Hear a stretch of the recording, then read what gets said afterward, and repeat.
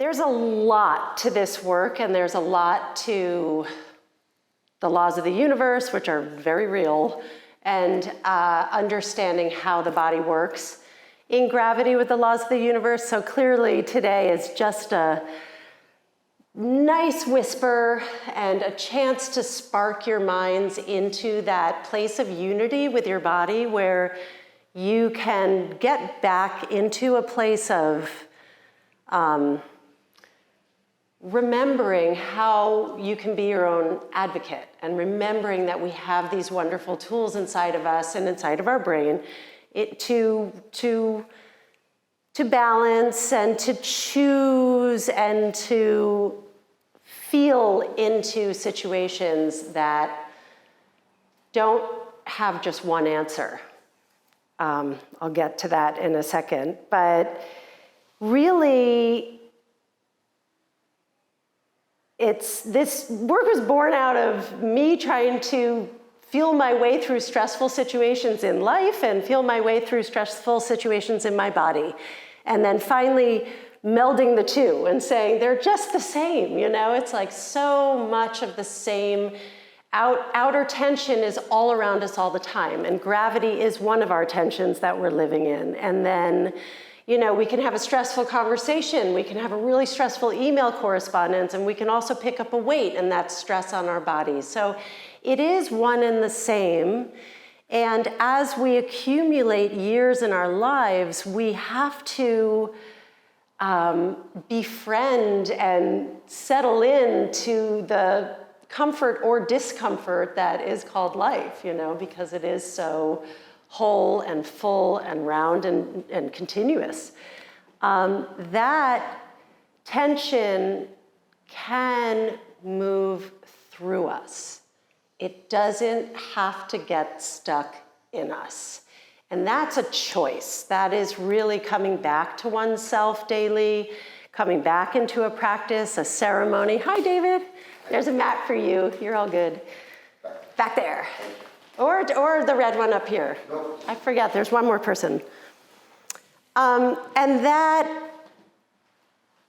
that ceremony or practice that we can step into is this gift that we have to be able to center with ourselves. And when we're quiet, silent, still, which is now called meditation, or it has to be a practice, or we have to have something burning or a candle lit. Hi, come in, nice to see you. There's a mat set up for you, Sadie. Beautiful to see you. No worries. We've sort of labeled this meditation as a different thing that we have to do or we have to find time for, when really this body has the ability to fall into center pretty quickly and easily if we're just quiet for a minute. You know, we can take a minute to settle into a place. That doesn't mean it's going to cure the stressful email correspondence, you know, I had yesterday, which I was like, you've got the tools, you've got the tools, you've got the tools. But, you know, things come up. But the fact that we can is so beautiful, that we can remember to let tension move through us, and it doesn't have to get stuck in us. So today is as much about the physical tools for the body. That's what I teach, that's what I feel into with my hands, and that's what I love to work with most, but it's also the mental. It is not without the mental agreement and choice to meld the two.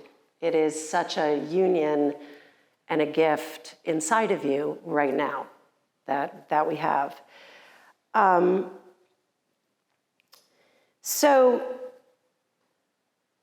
we are in a time right now in our culture where ceremonies and woo-woo talk is more normalized. We're finally talking about our authentic selves and our inner clarity and our paths, and maybe chakra meditations are more birthday parties than not, you know, and these things are because we have to wake back up. There was a time when we lived close to nature and we lived off the land, and we had to sense with our own intuition how to live and how to sense when the sun was doing what it was doing, when the crops were doing what they were doing, when an animal might come and eat us, and how our body was going to exist. And rather than going to the outside to tell us what's going on inside my body, we were more in tune with what's going on inside my body. And how do I drop into that? I've got to sense it, I've got to feel it, and I've got to make a choice on how to work with this, because I live with the land, I live with the universe, and I've got my body to work with in order to survive. We have fractured away from the body. We've fractured away from this coexistence with self and this wisdom that we have inside of us to live in harmony. And that fracture has taken us to next level wealth, to next level comfort, to next level greed. And it doesn't have to be greed. You know, I love wealth, I love luxury, and I love comfort. But it has fractured us a little bit to the point where we're outside of our system that has to coexist in this system that is giving us all these things, you know? So when we fracture and we sort of have these polarities, the center and the balance clearly gets frazzled. We're sort of blown apart instead of a system within. So all of this work is to get back into the center, get back in to breathe into the choice and feel our ways through it. To bring this into okay, so as an example, I come from a family of great worriers. There is just worry. Let's worry about everything, and maybe that'll help make the situation better. And if we're not going to worry about it, we're going to deny it. It didn't happen, and then we'll just move on, right? So neither of the worry or the denial really helped me as a child who was very, very sensitive, navigate myself through my own life traumas, you know, because we all go through them. And that took almost 50 years to get to this point and say, what does it feel like as a choice not to worry through this and not to go to the first normal feeling? Now, what's normal in our body and what's normal in our mind is habitual. So we often, and I can't tell you how many clients over the years say to me, but that doesn't feel normal. And that is right. It doesn't feel habitual. We get into habitual patterns. We think the same thoughts. Like 90% of our thoughts are the same every single day. Isn't that wild? 90% of our thoughts are almost the same every single day. And then the rest of those 10% are maybe new. You know, unless we're challenging our brains to go into these different places, we are a system of patterns that is saying just survive and survive and survive and survive.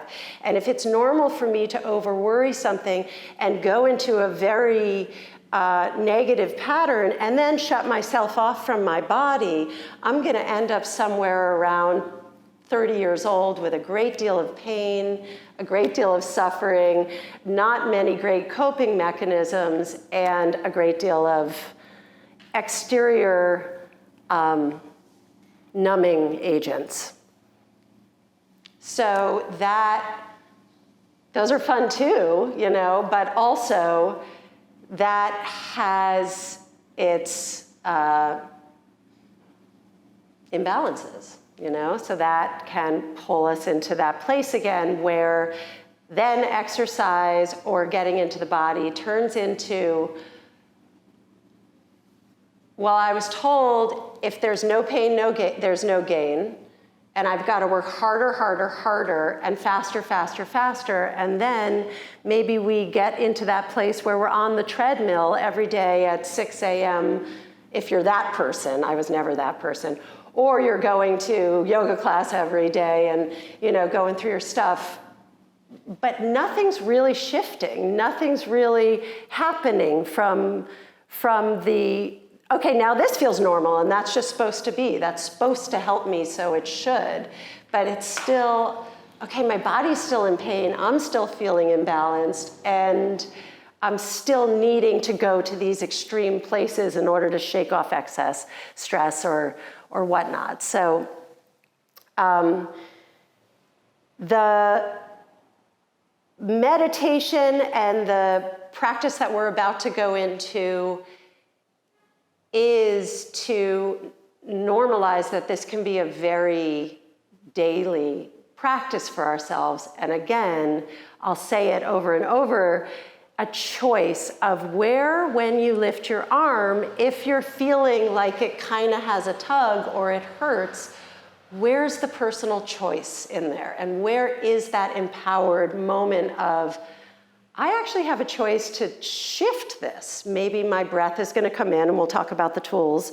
Maybe my arm bone, actually, I know it rotates all the time because I know I can do things like that when I turn a doorknob. But if I'm just grabbing this one thing over and over in the same way and forgetting that I have the choice to maybe rotate, I'm stuck. I'm stuck in a pattern that's no longer lifting me up and out of and into growth, because our body just craves growth. Our body is like, let's expand, and then we contract, and then we sleep, and then let's expand again. So when we expand and when we find these new neural patterns that give us a little freedom in a new way, and then we're standing up with a little less pain and a little bit more choice and a little bit more inner power, we start tapping into the system that says go instead of stop.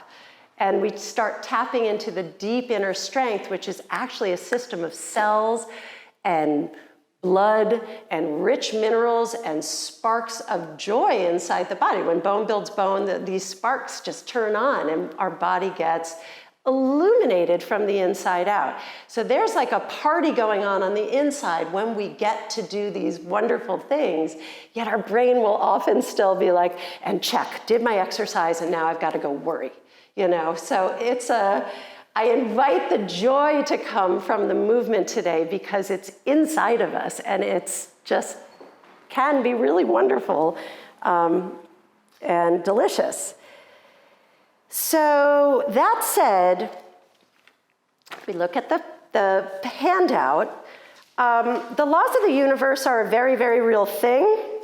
And there's two more than this, but the Newton's laws of motion, how objects move and interact with one another, that's us. The law of gravity, the force of attraction between any two objects with mass. We have 209 bones. They're all attracted to each other, so that's in us.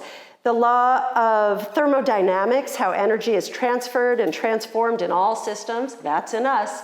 And the laws of electromagnetism, how electronically charged particles, that's what I was just talking about, the bones when they sparkle inside, how they interact with one another. So all these laws that govern the universe and govern nature, the trees, the plants, the vegetation, they are all happening within us all the time.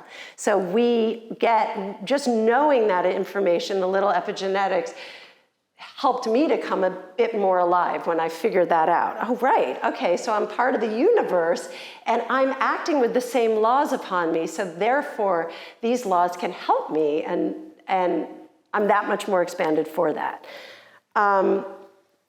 We are living in a big universe that is governed by these laws, and in order to move forward at this point with this workshop, I ask you to also believe that you, your body, the whole of you, is a mini universe. So we're governed by the same laws, and from head to toe, we are a mini universe. We have wet parts, we have dry parts, we have boggy parts, we have watery parts, we have rivers, we have dams, we have all the makings of the universe. We get clogged up, we get dams, we unblock, we are mimicking this all the time. So being that we are this mini universe governed by the laws of the universe, the one difference between us and a blade of grass or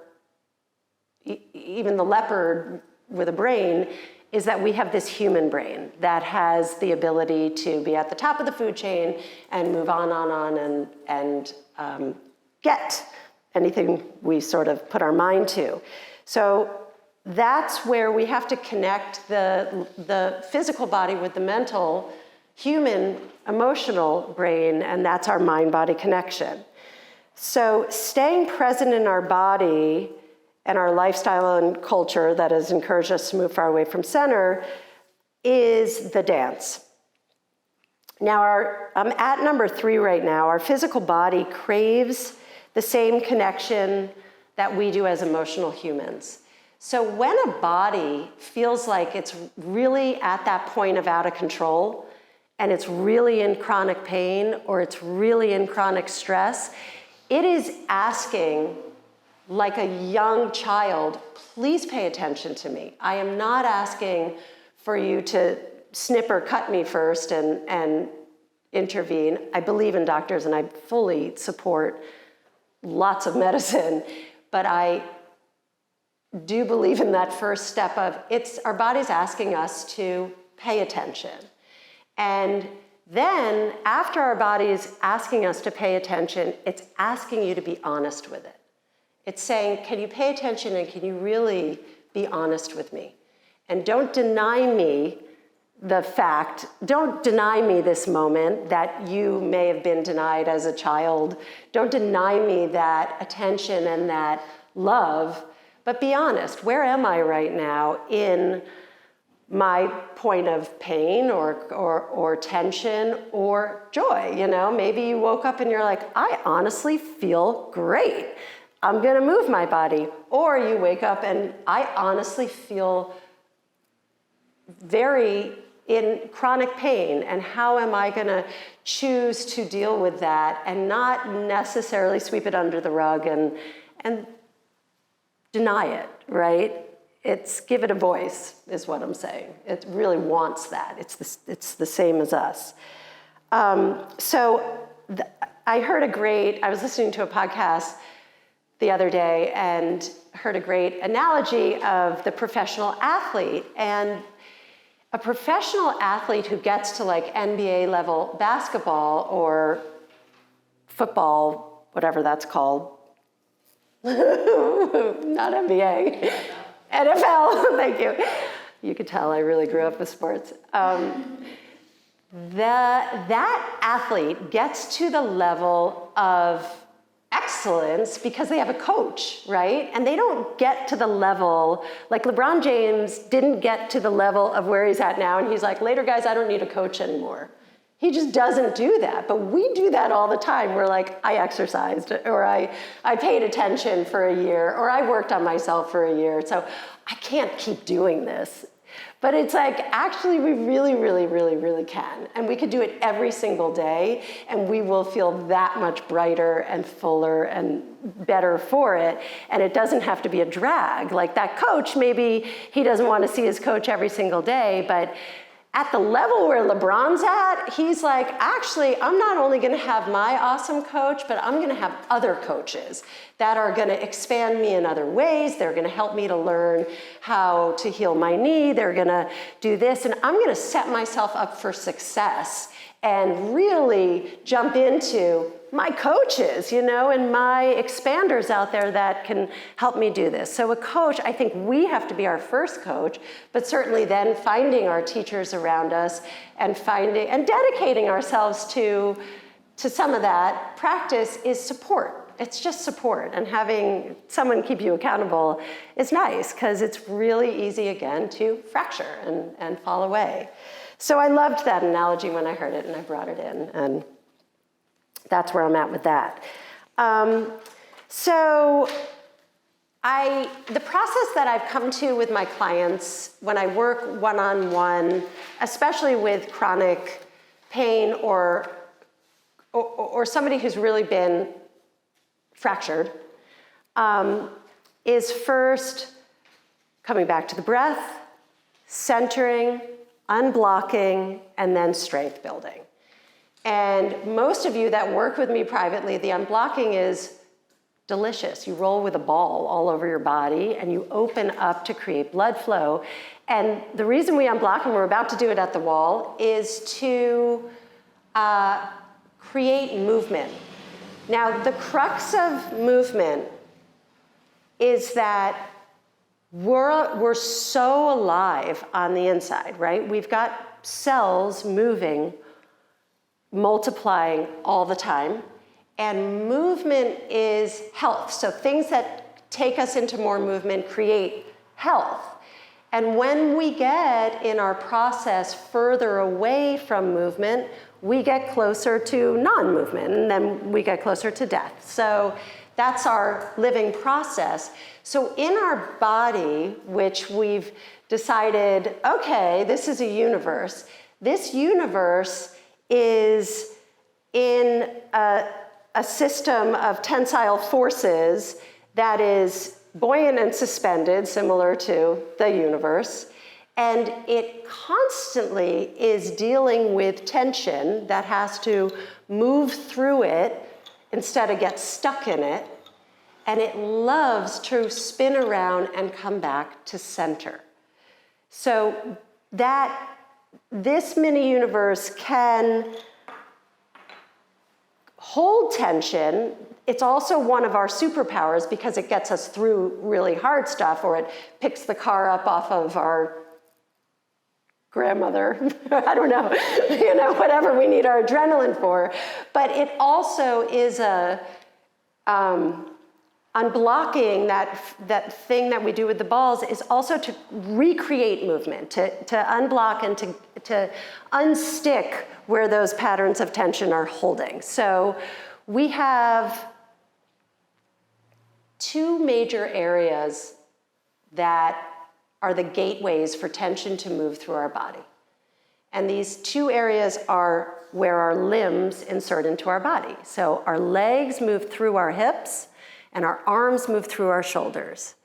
And our hips tend to hold a lot of tension, collapse in tension, get rigid, hyper hold tension, and our shoulders do the same, right? So the goal is to create movement and blood flow, then to recreate expansion and contraction, and then to remember that we're always moving. So as we stand, I want to invite you for the rest of your life to remember that no posture ever has to be rigid or still or without movement. We are constantly moving, gliding, slippering, with slippery movements inside us, supported by breath, which has this whole system that moves. So posture and any stability exercises that we may do in our life in many, many different ways, those moments of stability still have this movement within them. So let's roll with the pinky ball to create that movement. Let's all take a wall space. Did that all jive? All good? Okay, I get kind of excited. Okay.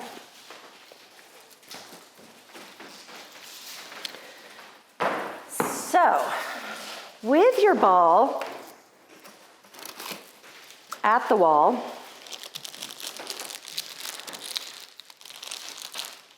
and there's more wall space over here if it's crowded in there and anyone. Let's start in our hips. So our hips, and we'll get to this with posture, but we're standing in this balance and gravity that we're very used to. It's become habitual, so it feels normal to stand.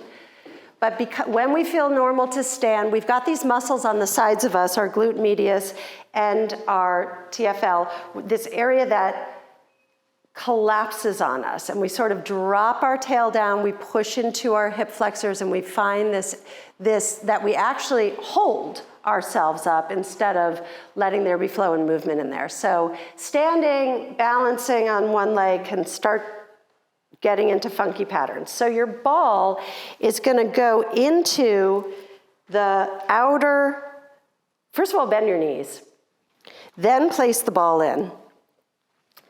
Then walk your feet out a little, and you're gonna have to sort of move your ball around. And so say you're starting center and out a little, and start to roll that ball towards the outer side. And just start to unblock and open around any tension that may be held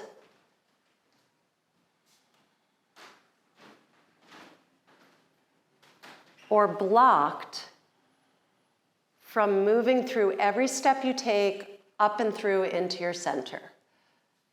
We crave getting back to center.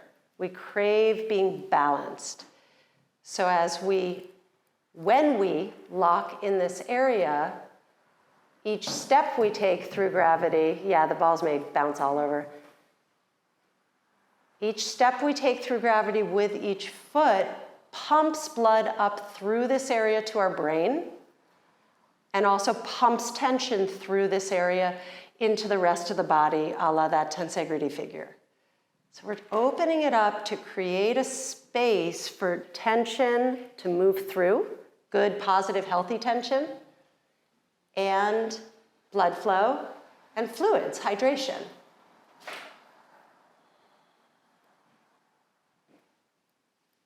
These balls are pretty new and they don't give back, really. The ones in my studio give back a little bit. So yeah, invite it in and then keep moving it, sometimes going down lower and rolling up and around. There's a lot of stuff in there. When we sit a lot for our work, these muscles are just on the pause, you know. So as we breathe into and open it up, we can also begin to expand back into this area.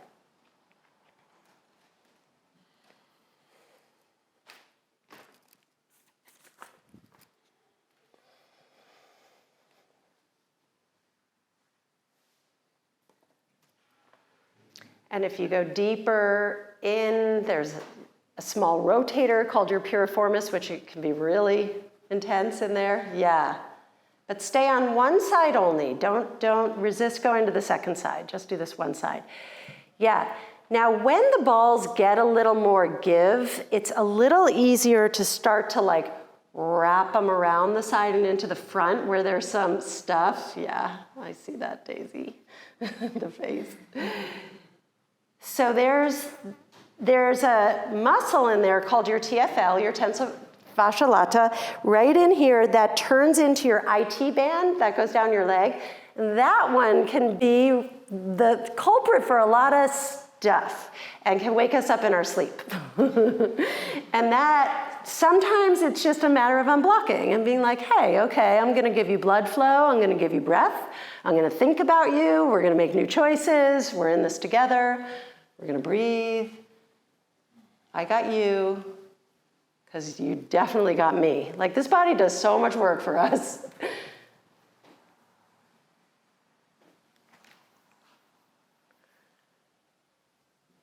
You can also go up higher into that low back area a little bit and explore. Yeah. And you'll find, yeah, I'm seeing a lot of different faces. A lot of like, wow, that's in there. But just finding and breathing and exploring. And then start to notice the rest of the body. Yeah. And sometimes the area where we feel the most tension caught, we have to go further away from that area. Like sometimes a hip issue If I get a client that comes in with a hip thing, sometimes I work up top on the shoulders first to release the top so that the bottom will respond. And because we're all connected, so there's no spot treatment. That's why it's hard if we've got an area. I'll go here. If we have an area that the doctor says, oh, okay, your toe hurts or your heel hurts, we'll just cut into it and get that taken care of, it doesn't necessarily mean that that area is fixed. Right? This is where it can get really, really complicated with spot treatment surgeries, or if the carpal tunnel is a big one, right? Yeah. Okay, so there's one hip. So just take that out and stand on two legs. And just feel that side compared to the other. And if it feels any different at all. Sometimes it's hard when you're standing, sometimes when you lie on your back. And then go ahead and do the other side. So getting in there. Whew. So one side is often different than the other. And your body is different every day. Every single day. Your fluid changes, your organs change shape, your breath moves differently through your body, your fascia changes, your hydration levels are different. So that's why we come back to it with a new, fresh mind, with a new, fresh agreement, with a new, fresh day. So getting in there, unblocking and opening, and breathing.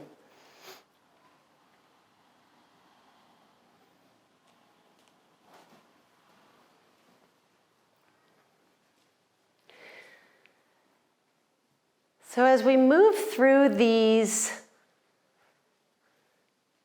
next few things and then deeper into the mat class, these are just the little steps that you can have in different parts to do with yourself at home, or put them all together and create a ceremony for yourself, which is longer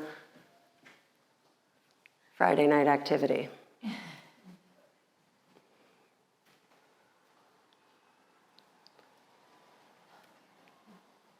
And finding that outer, and maybe a little deeper inner.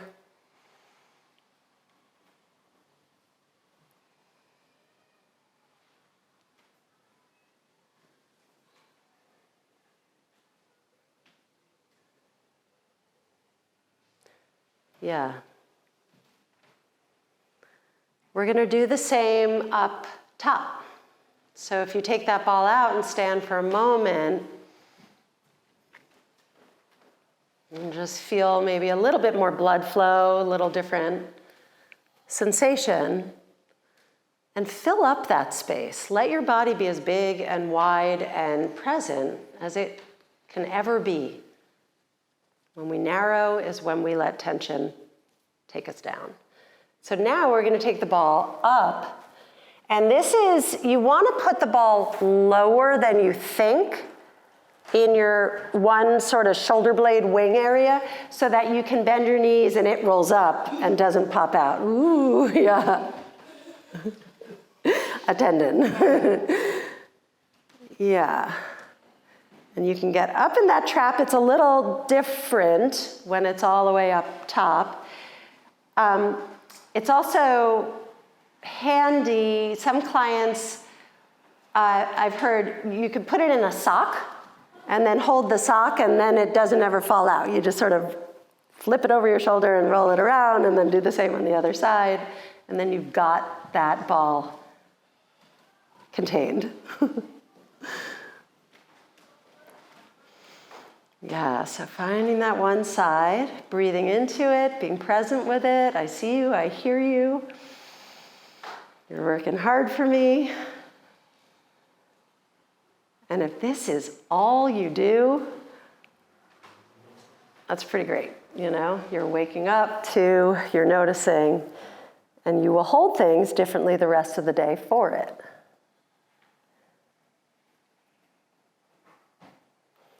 And as you roll, feel into the rest of your body.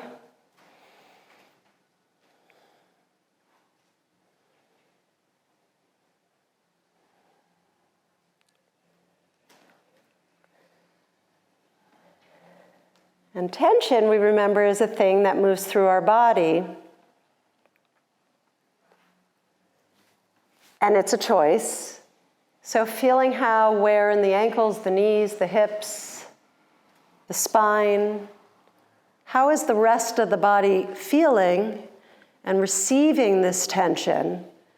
And if it's making you curl into yourself or narrow or shorten,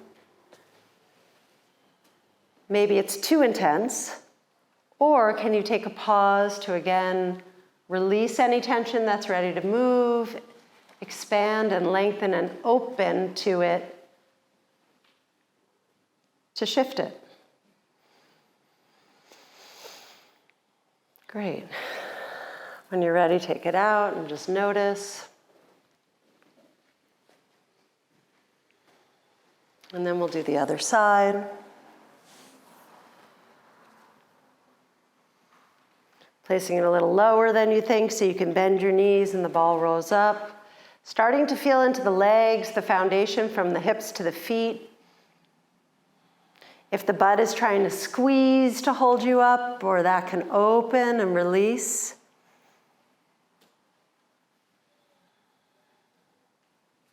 So again, we're rolling these gateways. We started with the hips. We opened them up, so we want to keep them open. And now we're at the shoulders. So everything that we pick up with our hands, be it a weight, be it a kid, be it a box, that tension has to move through our body or else it'll get stuck. So how does that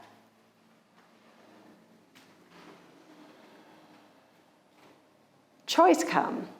And where does the rest of the body have to position itself? So it's kind of like thinking before we speak. And it's kind of like pausing before we impulsively act. It's pausing before we move, which puts us in a different speed in life, and it's more at the speed of health than it is the speed of our mind thinking, I got to get this over with and get through it. Or if I work out harder or faster, it'll somehow be better for me.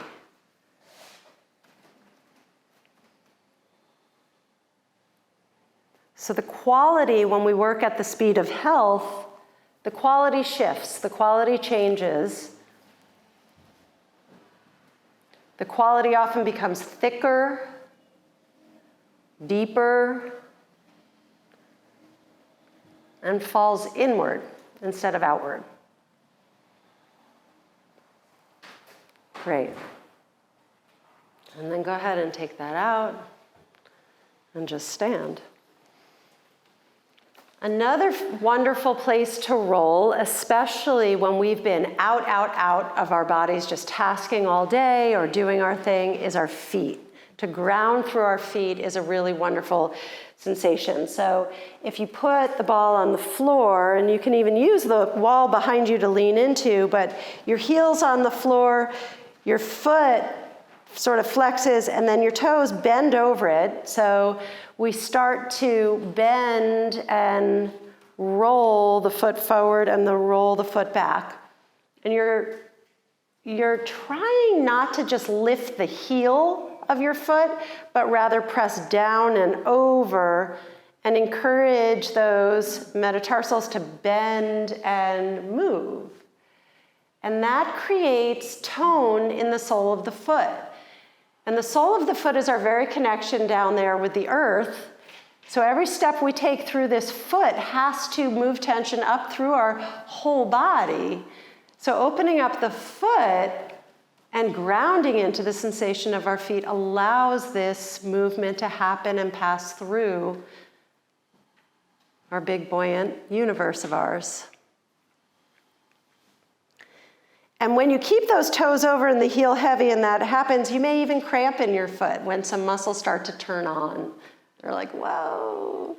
And you can roll it out to your pinky toe, you could roll it towards the big toe and towards the heel. Go ahead and release that and just feel that foot compared to the other foot. Yeah, and what a difference. Feel that up your knee maybe even. Feel that travel through the universe of you. That's a big one. Yeah. So go ahead and take the other one. Your heel's planted, you bend that foot over. Now when we bend our foot like this, we're actually also, so we're encouraging those metatarsals to bend, curl, and tone. We're also encouraging that prehensile action of the foot to come back into our world. Our feet can be much more dexterous and intelligent than we've held them accountable. The shoes, we've put them in, the chairs we've sat in. It's like going through the world with mittens on. Yes, that's right. I love that. Yeah, so just opening that up and toning and feeling, and I don't know anything about it, but all those acupressure points in our feet and the what is it? Reflexology, yeah. The organs that this is responding to right now. So let it shoot up into, once again, just letting our mind into that world of connecting into our foot and all the other potential up and through the rest of the body.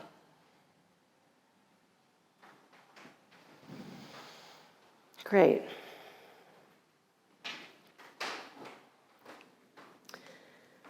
Okay, so then we'll keep standing, and you can leave the ball where it is, and go ahead and come to your mat, standing on 2 feet. And we're going to walk through a standing meditation and then start to move deeper and fuller through the breath, through the standing practice, and then down onto the mat. So as you stand on your toned, open feet, with your open and wide hips and the open, wide shoulders, invite your brain to be open and wide to meet the body. And let your eyelids lower or close, whatever is comfortable for you.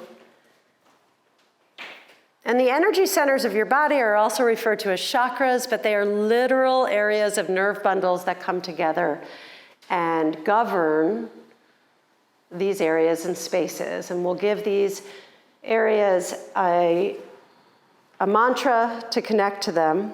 And we'll start at your root. So at the base of the pelvis, your pelvic floor, a bundle of nerves,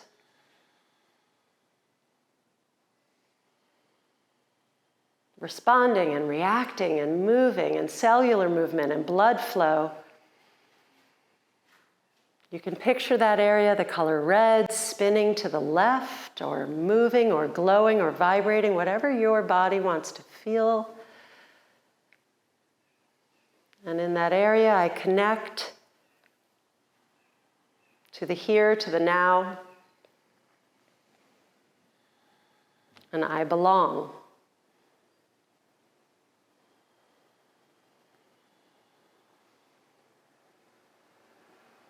I belong to this universe, in my universe, in balance,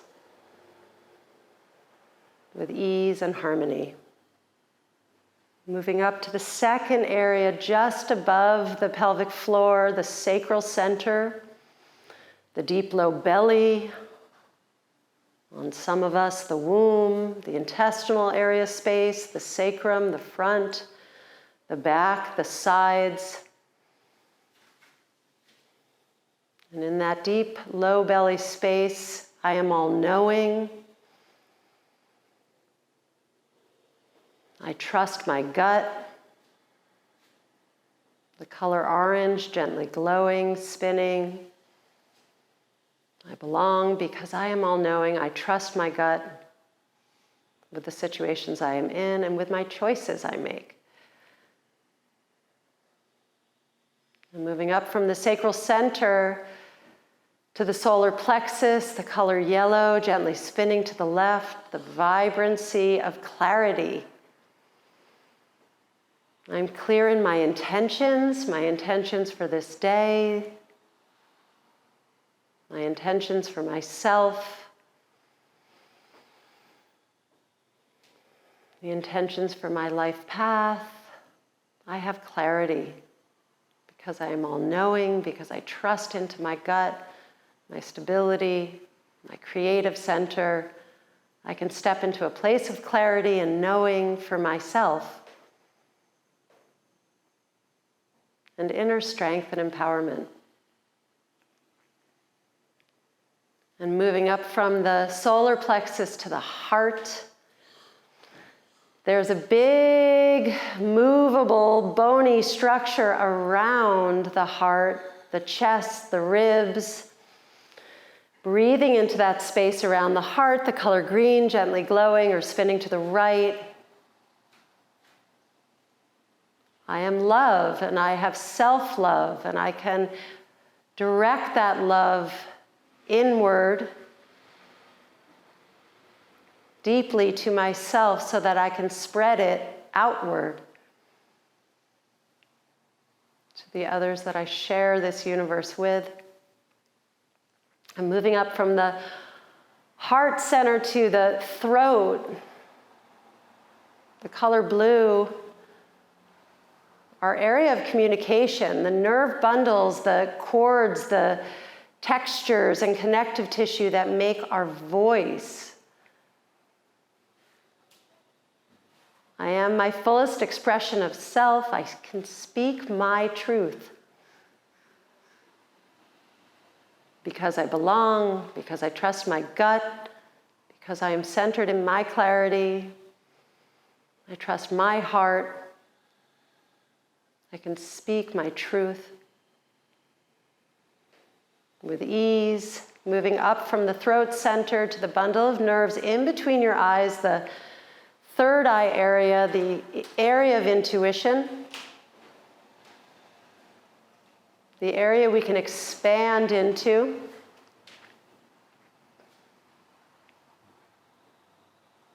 I can lean into and trust my intuition to guide me. Trust my intuition to help me feel into myself and into my body as I feel into the outer world around me.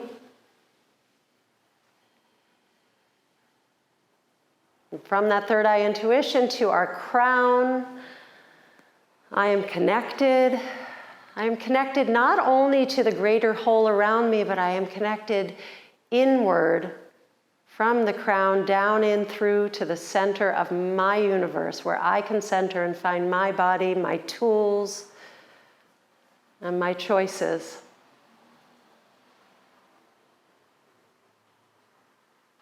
So I can be better at more capable to connect to the outer world around me.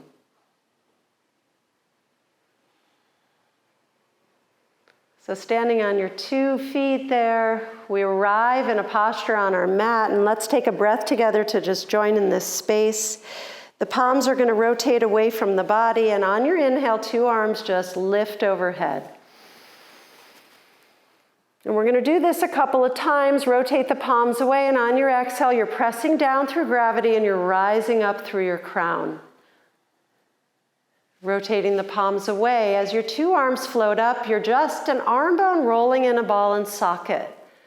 We don't have to invite in much more posture than that. Rotate the palms away, and as you press down through gravity, you can rise up through your crown. Right now you're connecting to the laws of gravity. For every up, there is a down. So as your arms float up overhead this time, relax through or find a very casual place so that those arms can pour their weight down into your deep belly center, helping you find center. Let the weight pour all the way through to the feet, so as you press those arms down through gravity and rise through your crown, you are still grounded through your strong foundation beneath you, the hips to the feet. Last time, the inhale, 2 arms lift up. The inhale lifts the ribs, the chest, and the upper body up off the lower body, creating space for the organs inside of you. So as you press down through gravity and rise up through your crown, you've created that space for all the organs inside of you to move in their health the way they want to. Go ahead and grab your TheraBand, and you're going to take your TheraBand and you're going to wrap it around your rib cage. Go like this around the ribs and cross over into the front of your body, and the palms are going to face up. And try and have your band as flat as possible, just because it'll give you more feedback. And don't feel that you have to hold on with a death grip, just gently. Great. And then, I'm going to give you this. And then as you hold on to your band and pull it gently, you feel the feedback of that band giving you a little hug. So go ahead and start to breathe into that band. I'm going to get you a longer one, David. So just inhale, fill the rib cage, the circumference of the rib cage with your breath, the front, side, back, and center. Sorry, I don't have one. And feel that expansion of your inhale and the gentle contraction. And our ribs were made to move. Our upper body loves to move. So as you inhale and expand, really try and lift up. Let there be that big, full, capacious breath that you're capable of, and exhale that completely. And play with a few breaths there and feel into what does it feel like to just breathe into your back space.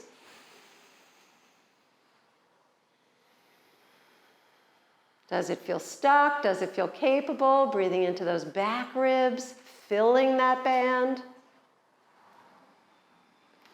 And then direct it to the front space, the belly. That one's hard for me. It's like my belly's like, ugh. Maybe go down and wide. Feel the lower belly.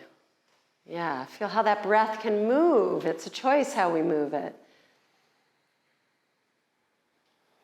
Try and breathe laterally, side to side. Everybody, right, beautiful. And the side body, this side body of ours is very present strength. It's very present muscles.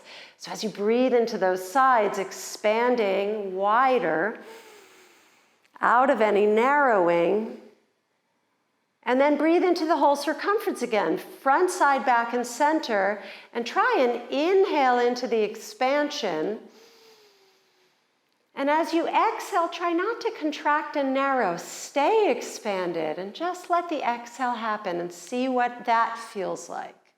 So inhale, the ribs can lift, the collarbones can rise, the chest can rise, and exhale, just hold that width, but see where that exhale goes. You might feel a different sensation in your abdominals. Last time there.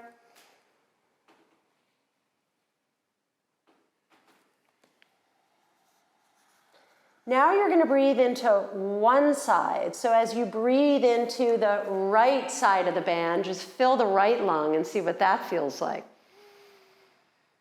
And did you even know you had the capacity to just direct the breath into one lung? And again, just the right side. And what does the rest of the body want to do? So sometimes when we just move into one side, the head wants to crook to the other side, the neck wants to take the tension. Feel the soft palate of the mouth soften, the dome of the roof of the mouth rise. And just breathe into that one lung. And then see if you could do the other side. Filling that left lung into that left space, maybe past the lung and into the ribs, and past the ribs and up and down through that whole left side. And then one last time into the whole circumference of the rib cage.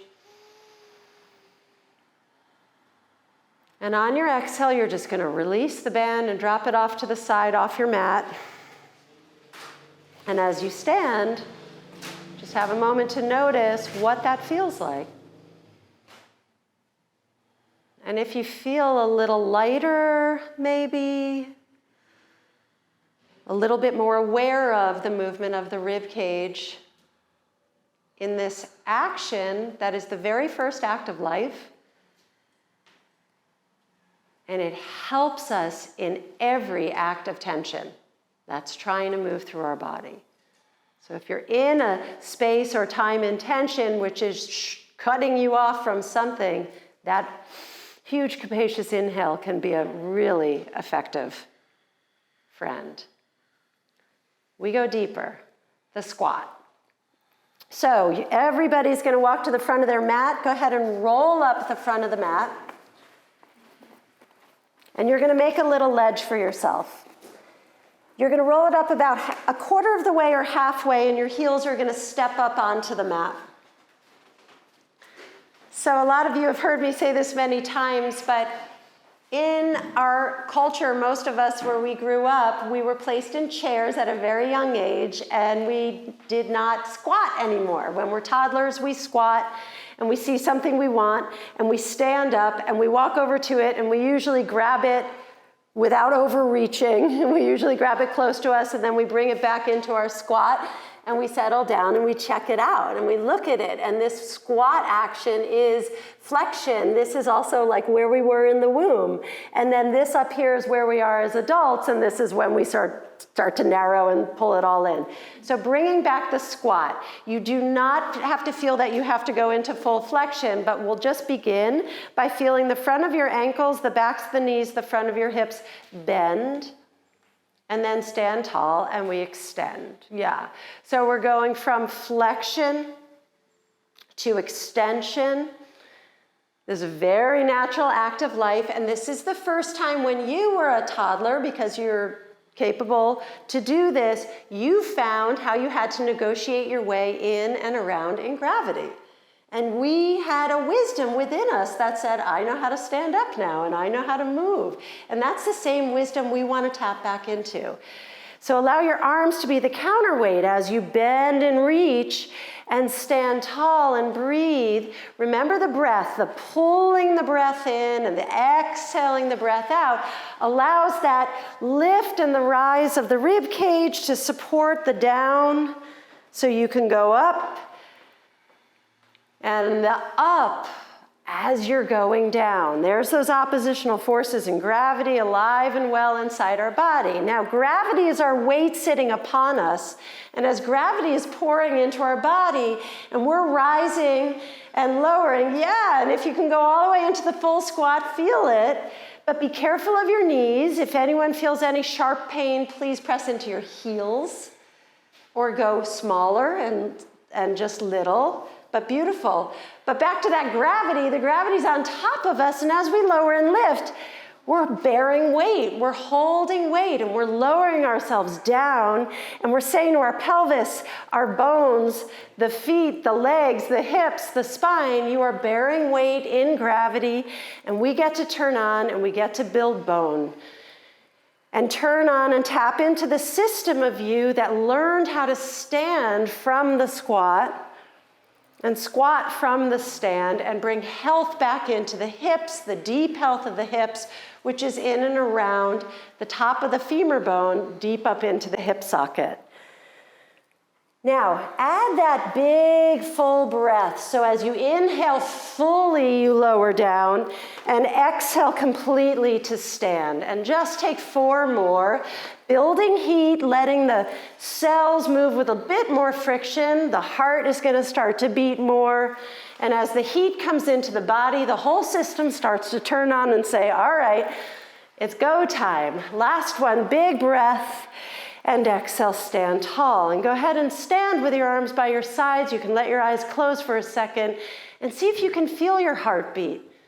And the heart loves to beat. And our heart holds inner love and joy for our whole body. So let that just seep out for a moment and give you that burst of joy. And nod to your heart to give it thanks. Great, and then stepping off your roll, go ahead and unroll your mat. And we're gonna come down onto your mat now and grab your magic circle, and let's just get going with the mat practice. So every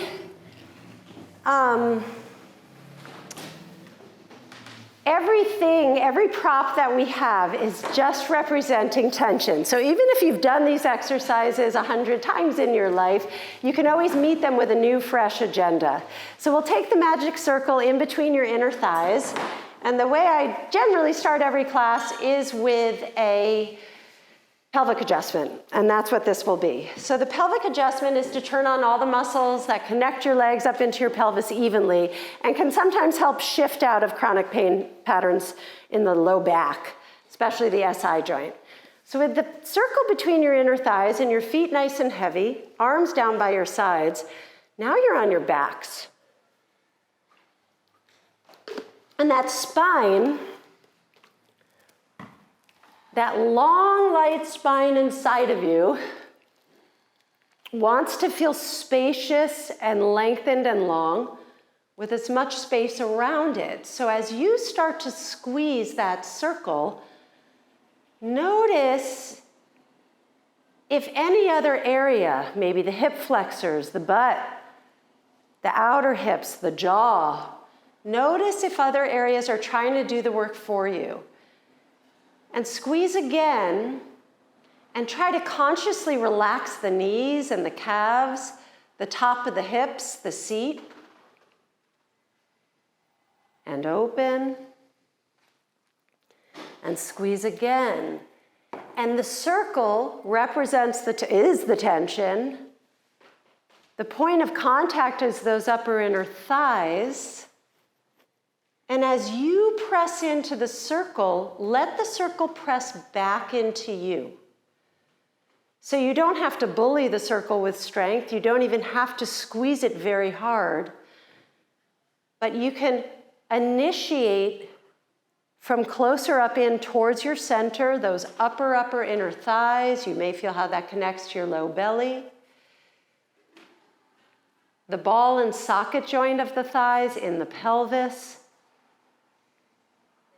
The slippery action of an internal rotation to squeeze the circle and an external rotation to open the circle. So it's like your thighs have two barber pole stripes on them, rolling in towards one another to squeeze, rolling open to open. Great.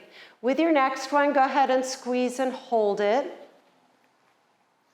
And our four limbs that are in the ball and sockets all connect deep into that belly center. So energetically, first, as you hold this tension, let your thigh bones fall deeper into your seat and into your hips. Your hips are your outer butt, so that the hip flexors in the front can drop heavy and soften, and your thigh bones can drop past those flexors and into your seat. Beautiful. Take little pulses there for 4, for 3. Again, moving at the rate of health. How does that feel for you? Good. And then open the knees and keep your 2 feet on the floor, but take the circle out with one hand and just place the circle off to the side for a moment and let your knees sway towards each other and away from each other. And notice how when you turn muscles on, they actually get lighter. They actually feel a little bit more ease for having turned on. So that's right there, just great support for moving, for using them. Okay, and then you're gonna lift one knee up into the air. So one knee bends up into the air. Your elbows are gonna bend down by your sides. We just turn on your inseam to your center, and now we're gonna turn on the back line of the body. So as you press down into your elbows and lift your hips up, lift your heart up, lift your chest up, lift your breath up, and let some weight pour into the back of the shoulders and your skull, and feel where you feel strong right now, and try and spread that strength out through your whole body. Get wide in this moment and employ all the muscles and bones to work together. And then lower your hips down. Good. We'll do 2 more of those. So the back line of the body holds us up. As you lift your hips up, You're pressing down through the back of the arms, down through the back of the leg, down through the sole of the foot, and then you get picked up. Gently lowering down from those muscles without crashing. Last time, inhale, rising up.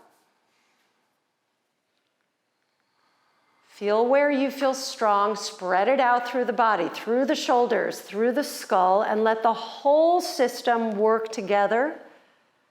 And then lower you down. Good. Keep that knee in the air, but lower the heel to the seat and bend the knee deeper into the belly, and you're going to layer one hand on top of the other to the front of your thigh just below your knee. Yeah, great. The other knee will stay bent. You're going to take a breath in here and don't lift your head up, but just push your arms into your leg. And your leg doesn't go anywhere. And then feel your shoulders and let them just melt. And think that there's no position to be in, but all limbs just want to sort of fall and melt back into center. And then the core starts to turn on.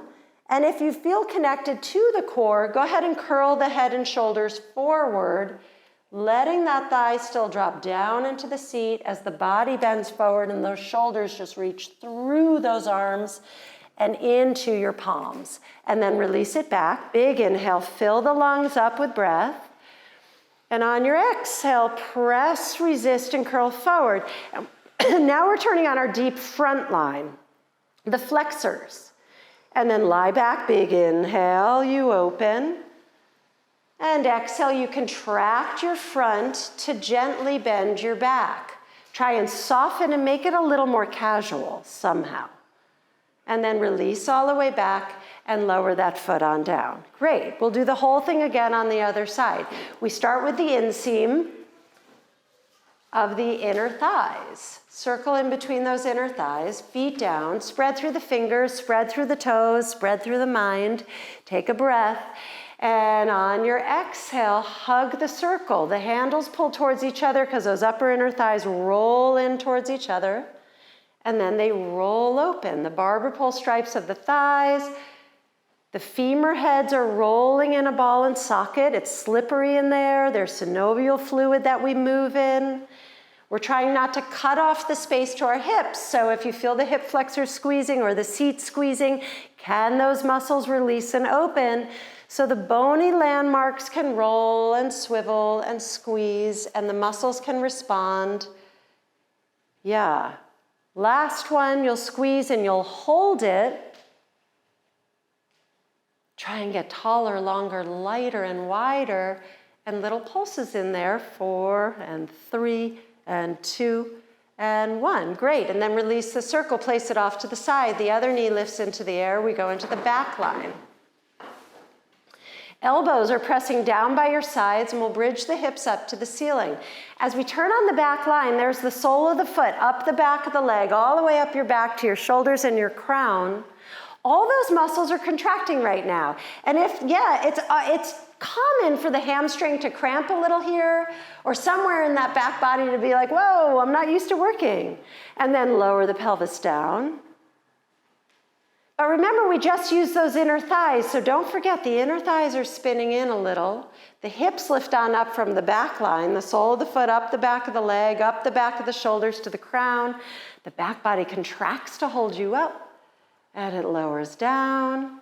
And last time, inhale, pick yourself up, hold yourself up in that bridge. Try and choose how you want to be here and spread out the strength. Use the front side and back of your body together.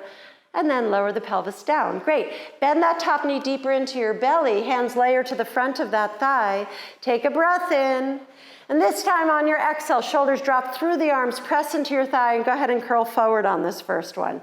And as you hollow out your front and bend into your center, release back, take a breath in. Try and let those shoulders soften and relax. Again, take a breath. Exhale, curl forward, hollow out that front, and soften into it a little. Working less is sometimes what that feels like, and then releasing back. Last time, pressing, resisting, and curling, connecting the arms into the belly.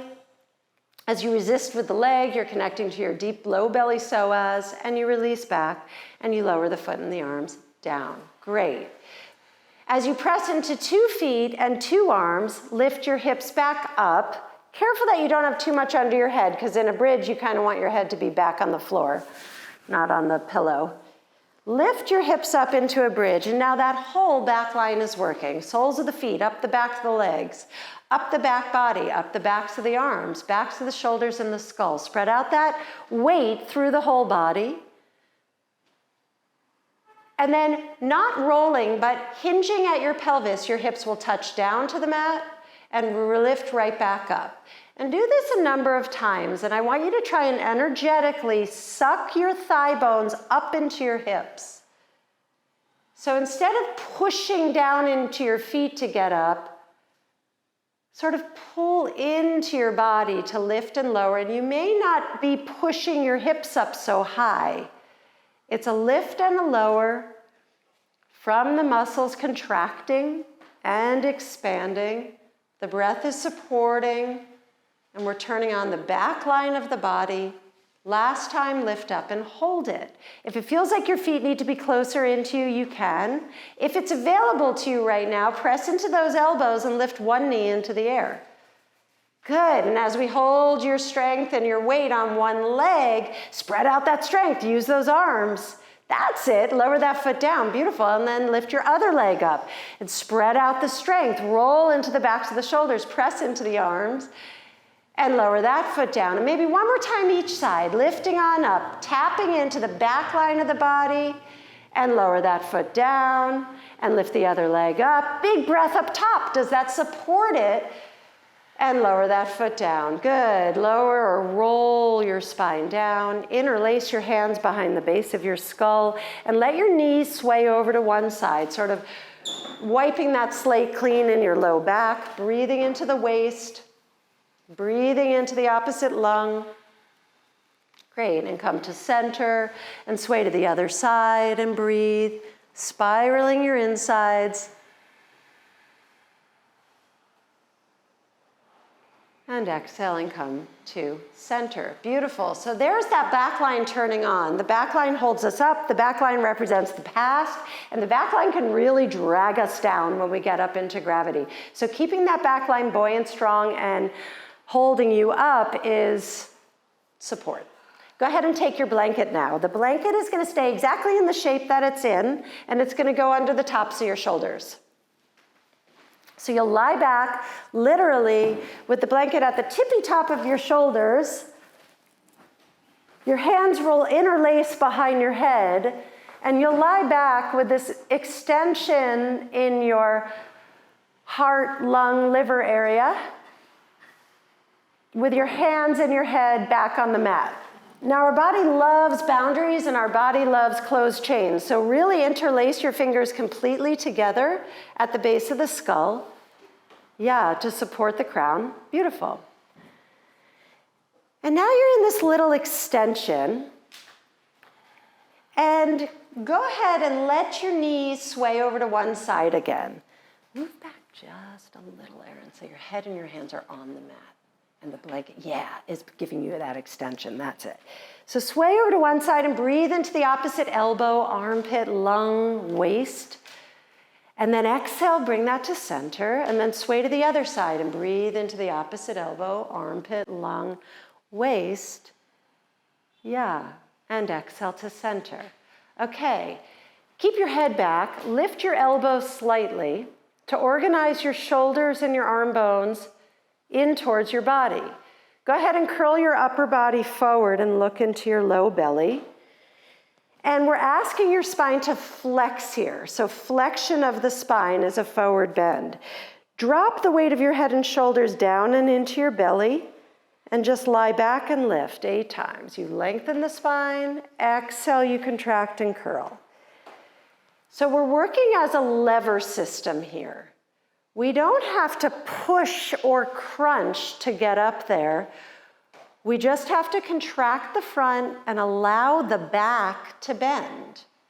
We bend from our thoracic spine, which is our rib cage.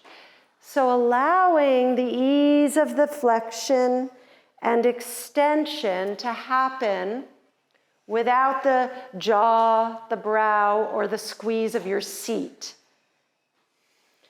And when you let the other areas go, you really do find that you have to rely upon those abdominals. So the upper abdominals are helping you fold and lift. And you're trying to allow the weight of the head and shoulders to pour down and into the body, the center of you where everything wants to recenter. Yeah, couple more there.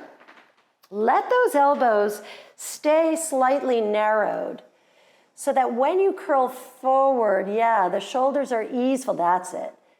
It's almost like if my hands were on top of your shoulders, just reminding you to melt a little. Last one. You're gonna now curl forward and lift your right knee up into the air to meet it. And as you curl and lift the knee and lie back and step it down, and curl and lift the knee to the other and lie back and step it down, you're moving again from the rib cage. You're flushing that blood flow in and around the organs inside of you. You're also creating space and strength around the bones inside of you. You're trying your best to soften the jaw, shoulders, neck, and tap into the muscles in your center that help you move your spine through flexion and extension. We contract the muscles of the front to easily bend the back. Bring this into a twist. As the right knee lifts into the air, we'll twist towards it. Now we're employing the side muscles, the waist muscles called our obliques. These waist and abdominal muscles work together to keep those sides wide and expanded into strength. The sideline strength is our present strength. As we stand present and strong, we don't have to be moving forward into our next task, nor do we have to be pulled down by our past. So we're up and wide, twisting into and building that strength in and around center, a la that side body. One more time, each side, twisting and moving, and lie back down, head and hands. Feet down into the center, breathe, and let the knees sway over to one side.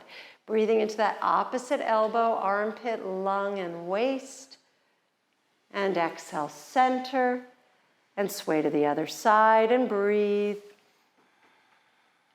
Great. And exhale, center. Beautiful. So now up the ante a little. Lift the elbows up, curl that upper body forward, turning on that whole front line. Lift one knee and then the other so both knees are in the air. And resist folding back into your head. So really try and recruit those upper abdominals to hold you up as both legs straighten out away from you on your inhale, and exhale, bend them back into your deep belly child's pose. So you're going through extension and flexion supported by a deep abdominal curl. So eyes into your low belly. Try and let the weight of the head and shoulders fall down and into center. And notice if you're squeezing the hips, the butt, the hip flexors, and just feel the out and the in of the unfurling and the furling. Two more. Use your breath. Tap into that expansion and contraction. You okay in your back? Okay. Okay, last one.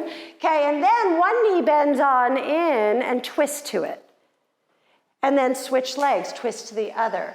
So employing the sideline, employing those obliques, doing your best to stay casual, heavy and wide in shoulders and hips, and then invite that breath in to expand or contract in the tension. You're creating the friction, the blood flow, and release it back to center. Hands stay where they are behind the head, elbows wide, and let your knees sway to one side, breathing into the opposite.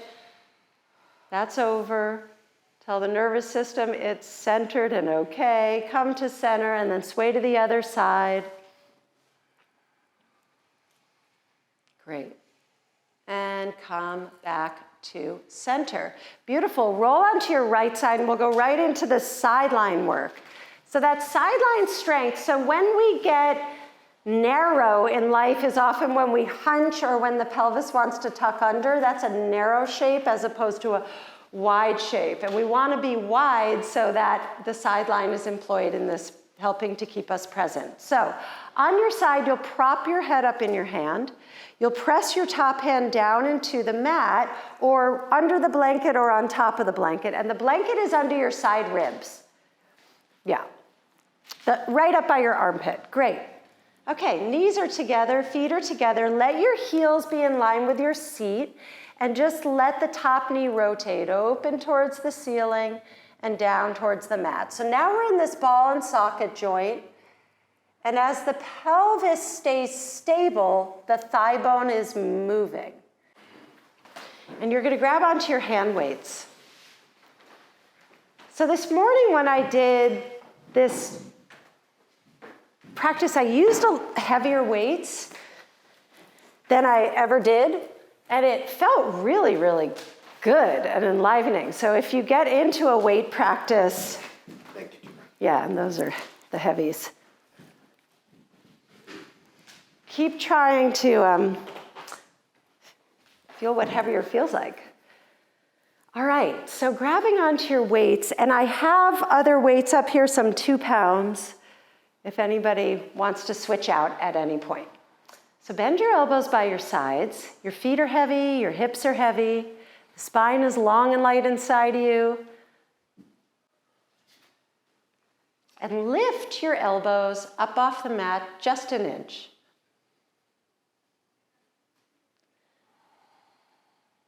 And take a moment to connect with your weight and let that weight pour itself into your palms so the grip can be light and easeful. Let it pour through the palms and past the palms into the bones, igniting not only the arm bones, but the bones of the chest, collarbones, ribs, pelvis, and legs, all the bones responding in the body to the external weight. And start to lift that weight straight up to the ceiling and forward and down by your sides. So this is a swinging action. The arms swing straight up and straight down, super simple. And as you lift and lower the weight, you're in the laws of gravity. So as you push the weight up, it's pouring down. And on the way down, you're rising up to the weight, so you never drop the weight out of your elbows or throw the weight up out of your elbows. Our joints are these really confusing, funny physical things that I believe are just pathways for tension to move through. We often lock in our joints, we hyperextend in our joints, or we hold weight in our joints and we don't even know it. So as we lift and lower, we're trying to let that weight pour past the elbow joint and deeper into your body.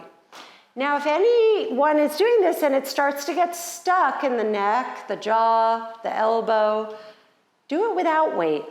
You can let the weights go and just let your hands lift and lower. But if you experience a little congestion, see if you can shift it with your breath. What about a huge inhale to lift the whole chest up as those arms lift? Or expand that TheraBand wide with your ribs. How can the breath shift and change the movement for you so it doesn't have to be stagnant and it can be a really new choice? Maybe even a mini extension in the spine to lift the arms up. Yeah, and does it free it at all? Does it shift it at all? We tend to hang or get very stagnant around the heart, chest area. So I invite or encourage that movement to support this action. Okay, now lift those weights up and hold them up. Balanced arms over shoulder sockets. Bend your weights back towards your ears and then straight back up to the ceiling. So the upper arm bone's completely stable as your forearm bends back and up. Now, as you do these,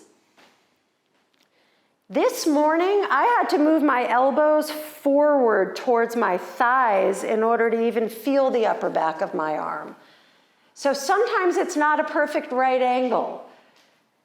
Sometimes you got to move the elbows back towards the wall behind you, forward, and then that breath to lift and get wide and expand, moving those bones to support the action. Yeah.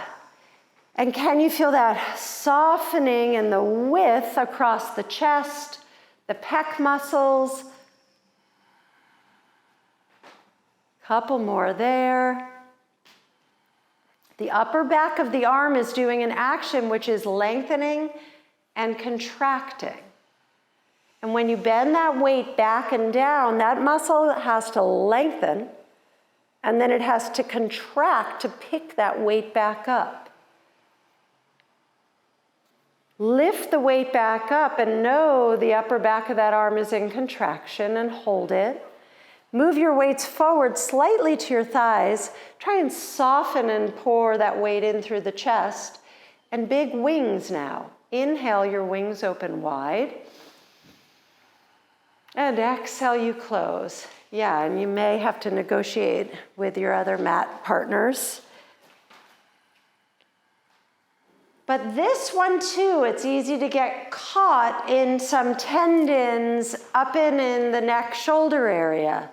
The breath can really support the shift in this one. And see if you can employ some of the muscles of the waist to help you lift. And know that your wings connect into the center of your back, into the muscles that cozy around your spine. So as you allow the bones to move and breathe with the breath and the arms to open, let there be that movement to shift and feel and catch the wings in new places. Last one. Great. Now, open the, let's actually lower the weights down by your sides and just let go of them for a moment. And bring your hands down to the floor or on your belly.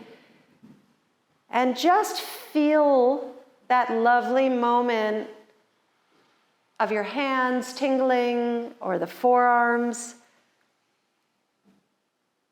And that's the bone cells responding, the osteoblasts blasting, and the bones building bone from the presence of that external weight.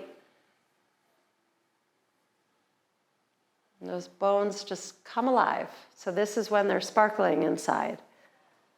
So breathing and acknowledging and feeling into that. And we're going to do a second set, which is going to go a little zippier and a little quicker, but it doesn't change the quality. So as we speed up in life, our quality and intention can't change, or else it just throws us off center. So grabbing the weights or doing it with no weights, using the breath, lift the elbows off the mat just a hair, let the weight pour into your whole body, get bigger and wider and taller and longer for it, and start to lift up and lower down, and lifting up and lower down. It's not that much quicker. It's just sort of finding a rhythm. Yeah, feel into the 26 vertebrae of your spine and just breathe them long and light, as if you could suspend and float your spine right up into the center of your body. Second set of 8. Now remember, our shoulders are pretty wide, so as you lift those arms up, let the weight be wide as your shoulders are.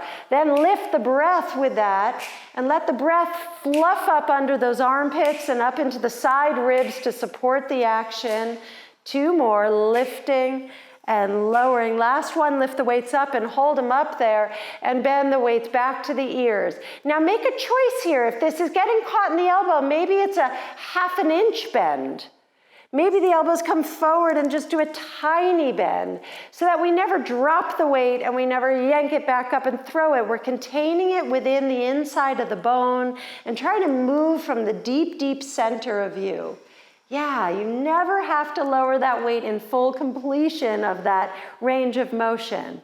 It's where it is today for you. Support it with breath. Support it with the choice of where it's best felt in the body, and move at that speed of health.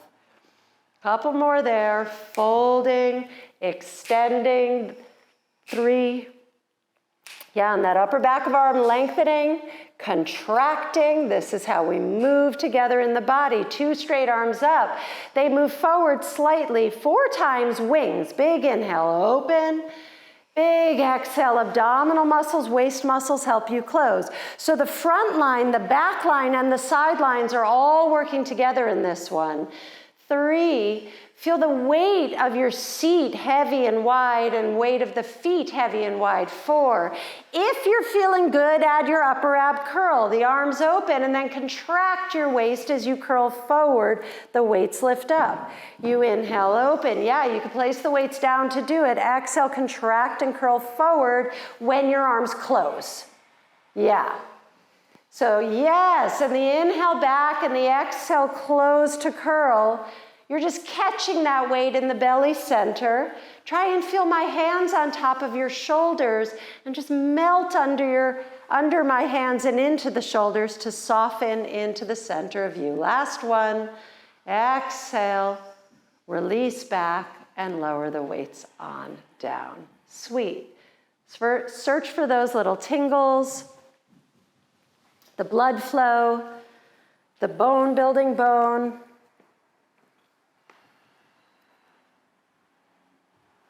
And when you're ready, we're going to roll over to one side and come over to all fours.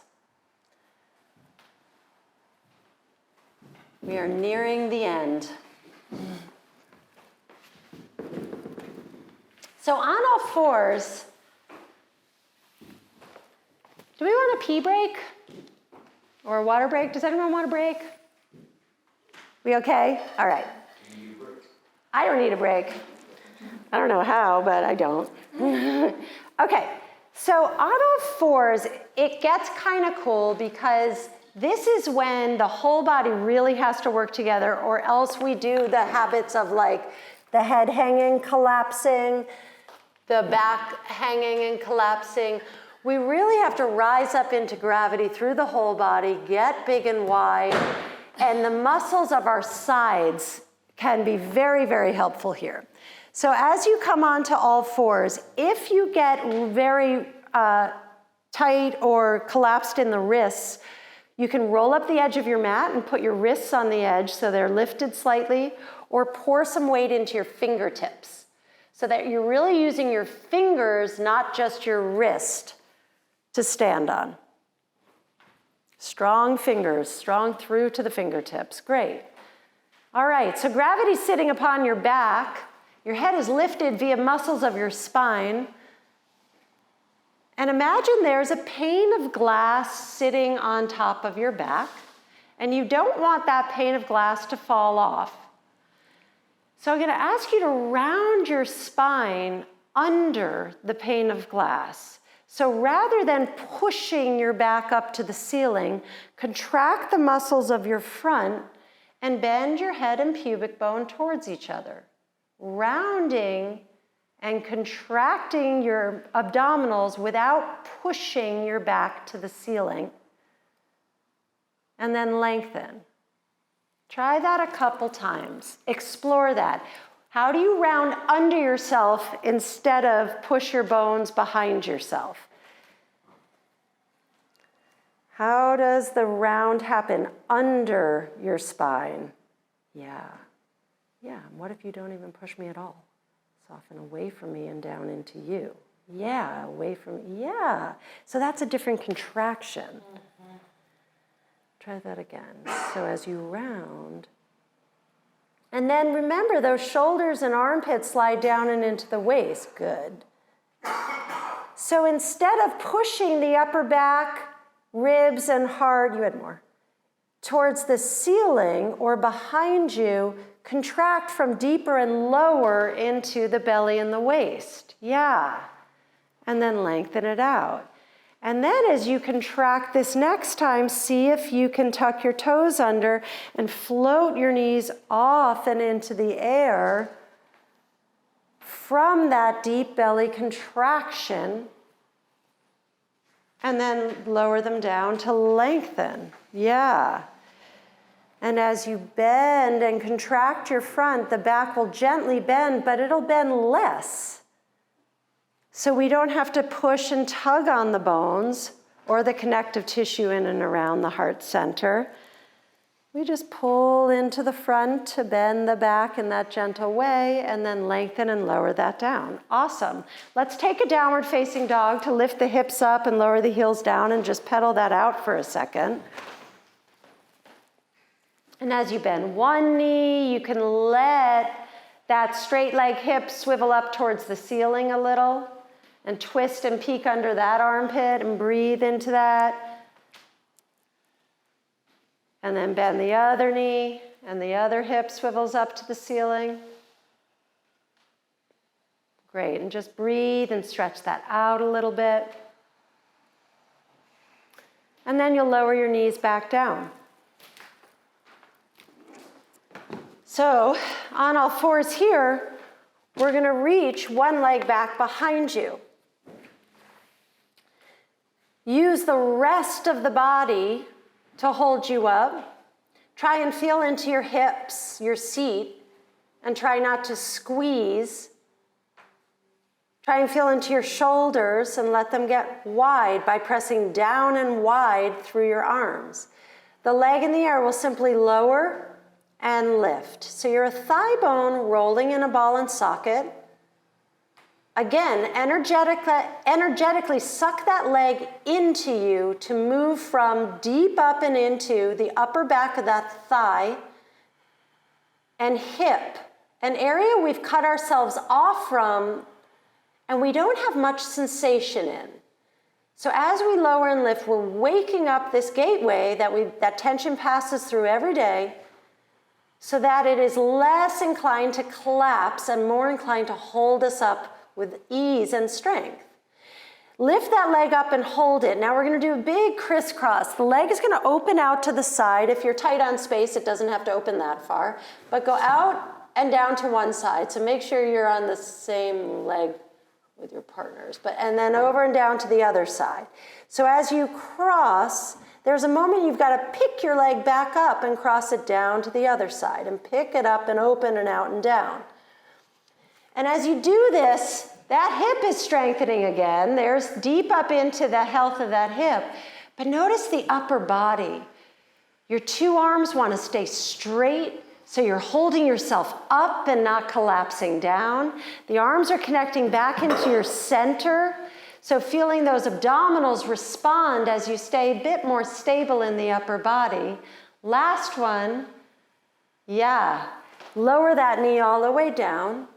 Feet together, knees open wide. Walk your hands forward, open your chest, and sit and stretch back. And just breathe into the upper side ribs, the huge capacious breath that we found with that TheraBand, encouraging the connective tissue from the inside to open and create space around that world inside of you, your organs. Cozy into the hips.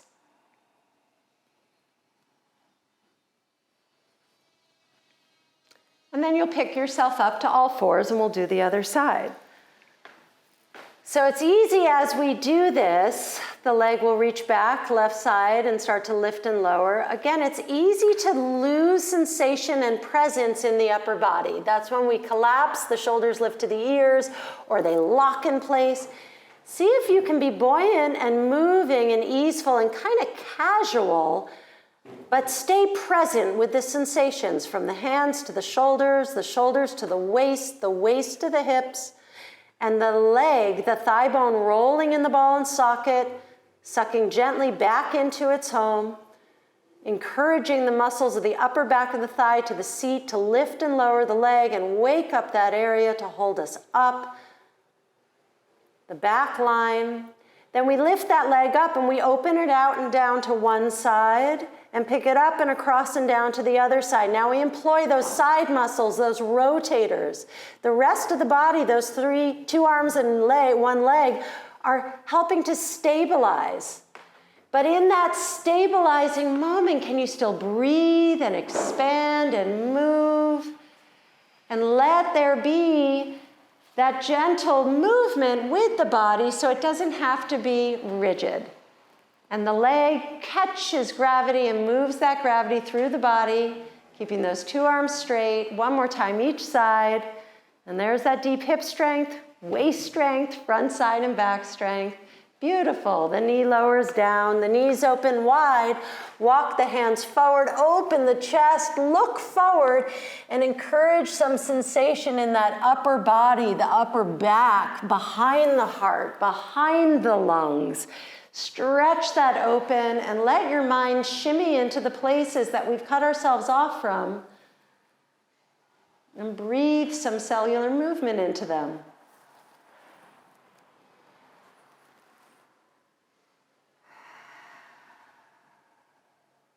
And you're going to float back to all fours, tuck your toes under, and lift the knees back up to downward facing dog. Spread your strength through your whole body. And as you stretch, right now the whole shape of you is stretching. We want to stretch off of a healthy spine. Our tendons that connect our bones together and our ligaments can only stretch 6% of their length. If our spine is in length and in health, we generally stretch with a much smaller range of motion. So allow yourself to be easeful in your stretch. Walk your hands all the way back to your feet. Bend your knees generously so the spine isn't yanked on and those tendons aren't yanked on. And then pressing into your feet, roll yourself all the way up to stand, back up in gravity. And now we're in a standing posture. And before we walk out of here, the posture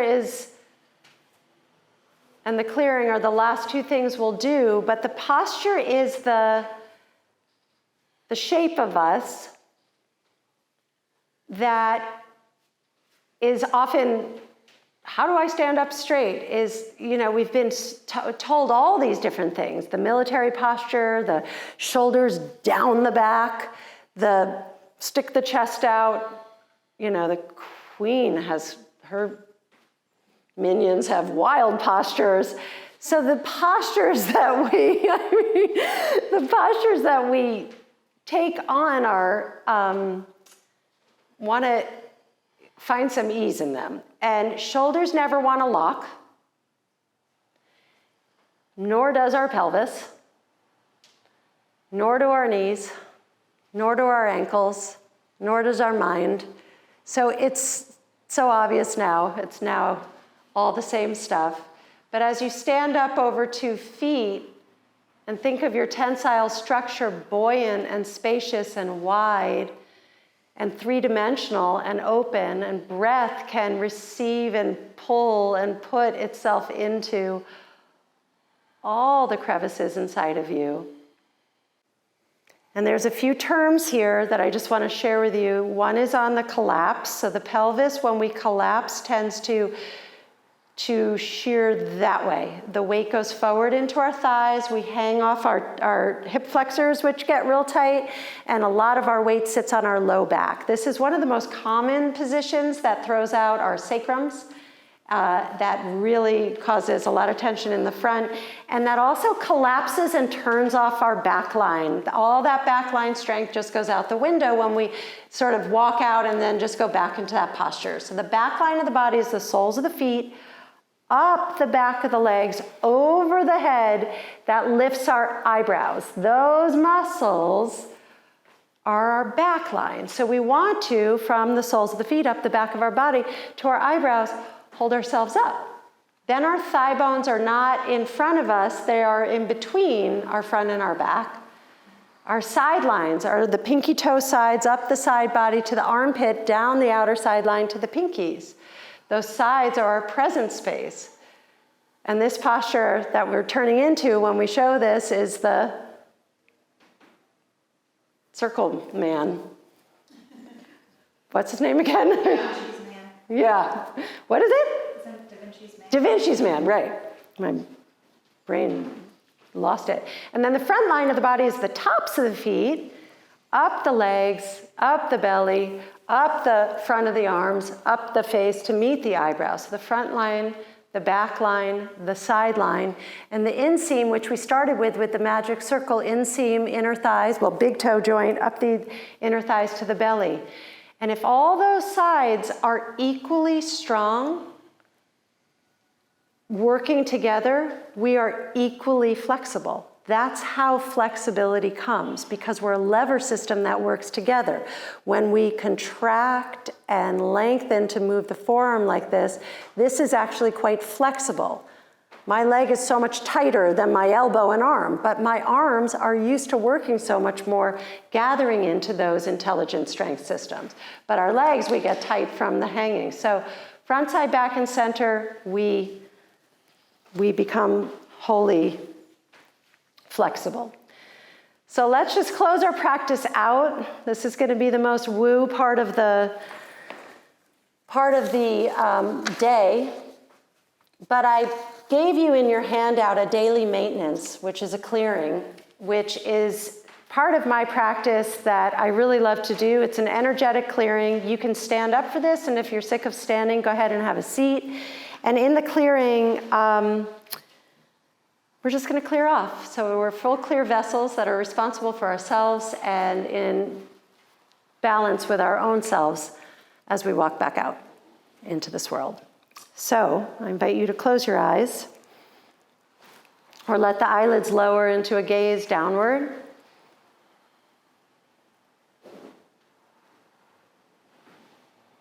And just settle in, let your mind fall back in to your body, into your center, feeling, breathing. And again, take a moment. I'm going to sit.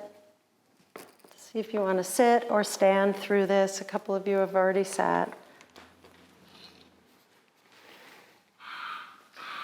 And in the daily maintenance that I wrote for you, I did it with breath. I'm going to open this up to the universe.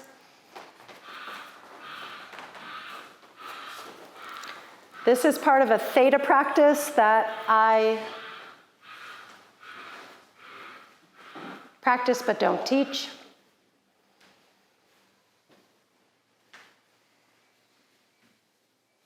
So as you settle in, you're going to start to breathe and connect to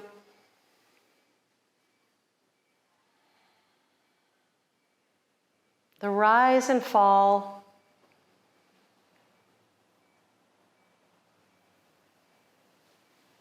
of the shoulders and chest with each breath, the expansion and contraction inside of you. Start to feel the earth beneath you.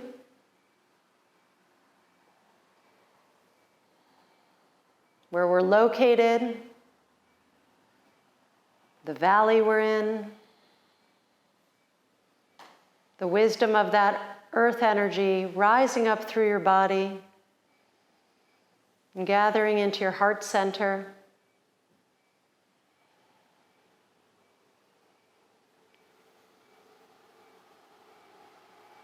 And feeling the spirit energy, the wisdom of all that lives.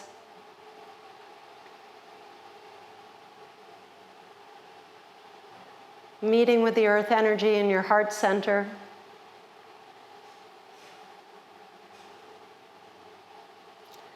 Breathing into those two energies, swirling together.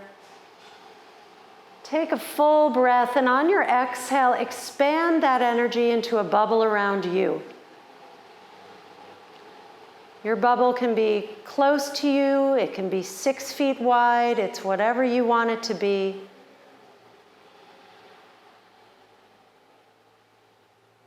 Feel yourself buoyant and alive inside this bubble. And I open this up to Creator, Creator, Creator, Creator of all that is. It is commanded that a clearing be done. And as I repeat the commands for clearings, you can say them back to yourself in your mind's eye or in your mind's voice. I breathe into and command to clear any and all unnecessary pain from my body.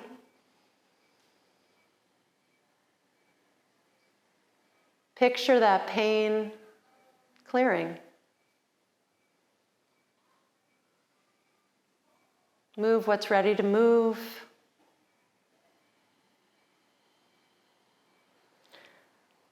I breathe into and command to clear any and all of my energy that is no longer for my greatest and highest good. Let it be pulled, cleared, canceled, resolved on all levels, directions, space, time, and all lifetimes.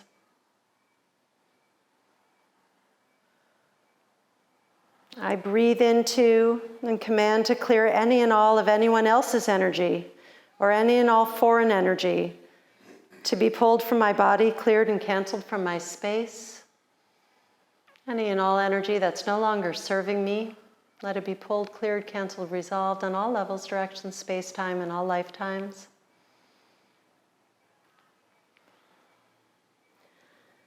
I breathe into and command to clear the space around me. In my bubble, if you're doing this in your home, you can clear that space. I breathe into and command to clear any and all free-floating projections that others have put onto me or I have put onto myself or onto others. I clear that space.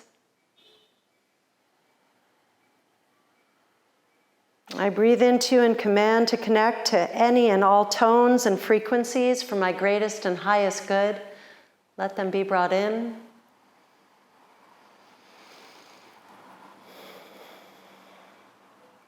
I breathe into and command to clear any and all permissions I may have given to others to cross my boundaries.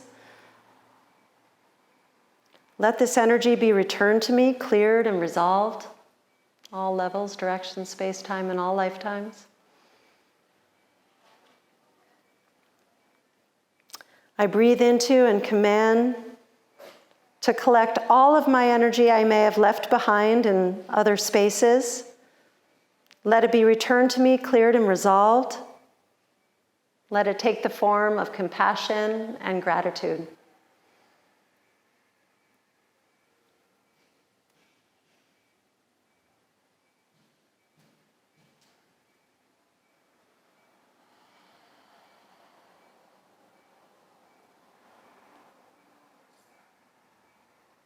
And to close and just wipe the slate clean, you're going to swipe your hands 3 times. You can look at me, one on top of the other. You just swipe. Thank you, thank you, thank you.